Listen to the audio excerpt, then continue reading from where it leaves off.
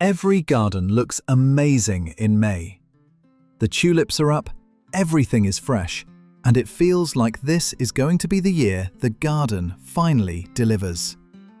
Then July arrives, then August, and slowly, without you doing anything wrong, the colour just disappears. The garden goes brown and quiet, and stays that way until the first frost finishes it off. That's not a gardening failure, that's a plant selection problem. The solution isn't more work, it's choosing plants that bloom for months, not weeks. Plants that hand off to each other through the season, so there's always something in flower. From the first warm days of spring, all the way to the first frost of fall. These are the 15 best long-blooming perennials for exactly that. Organised the way a season actually works. Spring champions first, then summer workhorses, then the fall rescuers that carry the garden when everything else gives up. 5 plants for early spring and late spring. 5 plants for the full heat of summer. 5 plants for late summer and fall, when most gardens are already done. Together, they create an unbroken chain of colour across the entire growing season. Let's start at the beginning. Plant number 1. Hellebore opens the season before most gardeners even think about going outside. February and March, sometimes even late January in milder zones. Nodding flowers in purple, cream, white and deep maroon, blooming when the ground is still cold and nothing else is awake. Hardy in zones 4 through 9. Important note if you have pets, Hellebore is toxic to dogs and cats. Plant number 2.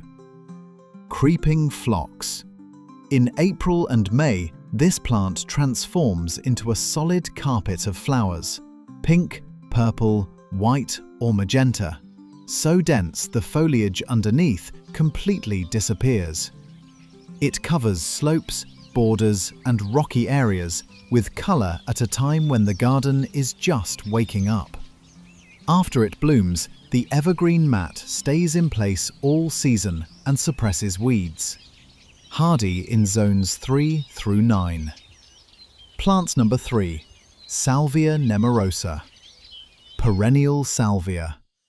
It opens in May with dense purple spikes and blooms through June. Then cut it back after the first flush and it gives you a full second bloom in late summer. 2 complete rounds of flowers per season from one plant. Hardy in zones 4 through 9. Drought tolerant, deer resistant, one of the most reliable reblooming perennials available. Plant number 4. Baptisia False Indigo. Late spring with tall architectural spikes in blue, purple, white or yellow. It takes 2 to 3 years to fully establish, but once it does, it blooms reliably every season for decades. After the flowers go, the blue-green foliage and rattling seed pods carry it through fall with structural interest. Hardy in zones 3 through 9. Plant number 5. Catmint rounds out the spring group, and like Salvia, it earns extra credit by reblooming. First flush in May and June, then a second round in late summer after cutting back. Soft lavender blue flowers with silver-green foliage that looks attractive even between bloom cycles. Hardy in zones 3 through 8. Deer resistant, drought tolerant. Plant number 6. Echinacea opens in June and blooms continuously through September, one of the longest single bloom windows on this list. The flowers attract every pollinator in the area. When the petals drop in fall, the spiky seed heads stay up through winter and feed the birds. Hardy in zones 3 through 9. 3 months of flowers, then 3 more months of structure. Plant number 7.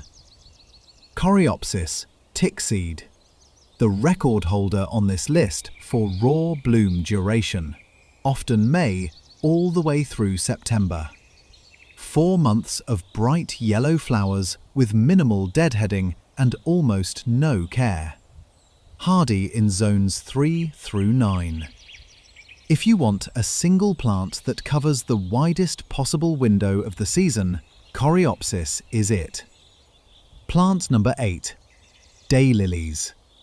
By selecting a mix of early, mid and late season varieties, you can extend the daylily bloom window from June all the way through August. Each individual flower lasts 1 day, but the sequence of buds means the display continues for weeks. Hardy in zones 3 through 9. Look for early, mid-season and late labels when choosing at the garden centre. Plant number 9. Agastache takes over in midsummer, July, and blooms continuously through October, bridging the summer and fall groups perfectly. Fragrant spikes in orange, coral and purple. Hummingbirds visit it constantly. Hardy in zones 5 through 10. Drought tolerant, no deadheading needed. Plant number 10. Rudbeckia Black-Eyed Susan, the definitive summer to fall bridge plant.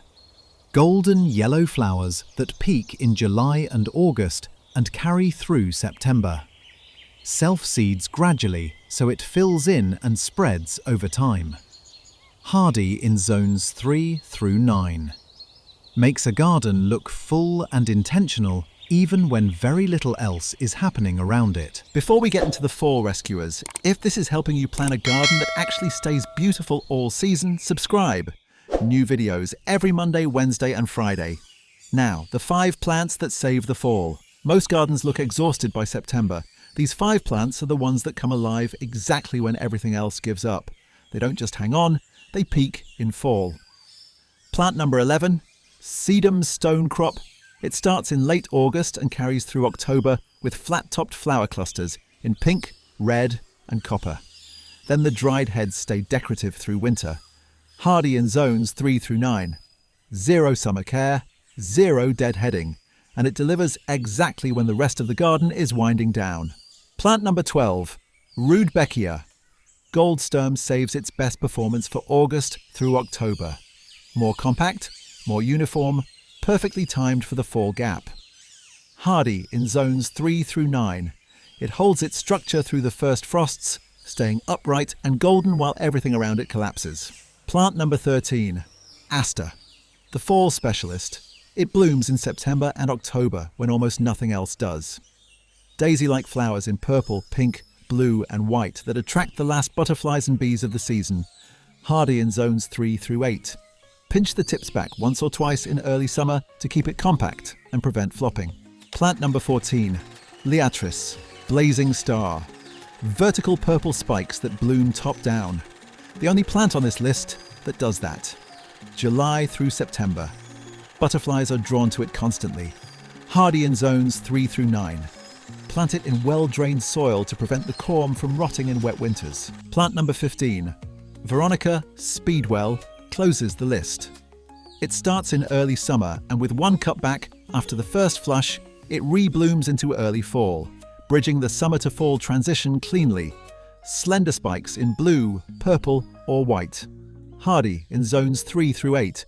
Its reliability across the season makes it a perfect gap filler that keeps the garden looking intentional from June all the way to October. 15 plants, 5 for spring, 5 for summer, 5 for fall. Together they create a garden that hands off from one season to the next without a gap. Before you go, one technique that makes every plant on this list perform even longer: deadheading. All you do is remove the spent flower heads before they go to seed. When you remove those spent heads, the plant keeps trying and keeps flowering. The plants that respond best on this list: Salvia, Catmint, Veronica and Echinacea. Cut them back by about 1/3 after the first bloom peak. 2 to 3 weeks later, a second flush, nearly as full as the first. 5 minutes of work, double the colour. If this helped you plan a season of non-stop colour, subscribe. And next up is the video on perennials that thrive in pots and come back every year without replanting. It's right there.